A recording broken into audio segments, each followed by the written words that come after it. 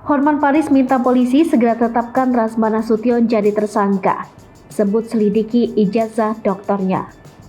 Hotman Paris Hutapea kembali menyinggung tentang ijazah Razman Arif Nasution.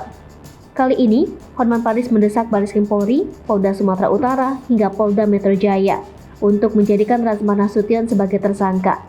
Pasalnya ada hal yang mencurigakan terkait ijazah Razman Nasution. Pendapat Hotman Paris ini dituliskan dalam postingan @hotmanparisofficial.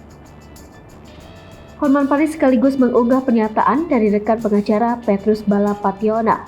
Menurut Petrus Balapationa, legalitas Razman Nasution sebagai pengacara memang perlu dipertanyakan. Pasalnya Razman menjadi pengacara sebelum mendapatkan ijazah. Menurut Petrus, Razman selalu melompati satu tahap dan sudah melakukan tahap selanjutnya lebih dulu. Hal ini yang membuat Hotman Paris mendesak pihak kepolisian untuk menyelidiki ijazah Razman Nasution. Hotman Paris juga menyarankan para klien Razman Nasution untuk segera menyelamatkan diri. Hal tersebut dibuat oleh Hotman Paris melalui akun Instagram pribadinya. Hotman Paris tegas meminta Razman Nasution untuk segera menunjukkan keaslian ijazah sarjana hukum yang dia miliki. Hotman Paris juga menampilkan potret Razman Nasution di unggahan tersebut. Kabar dugaan ijazah Razman Nasution yang dinilai palsu bermula setelah ditemukan beberapa kejanggalan.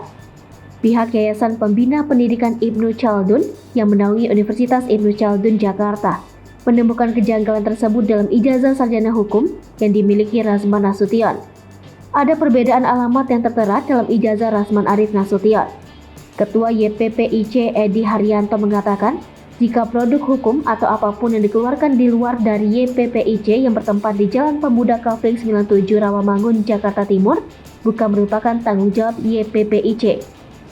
Sementara Kaprodi Fakultas Hukum UIC Zainal Mutakin juga menyebut nama Razman Arif Nasution tidak terdaftar di database. Hai pemirsa Sri Popo TV, jangan lupa komen, like, dan subscribe, serta tonton terus berita-berita terupdate lainnya ya.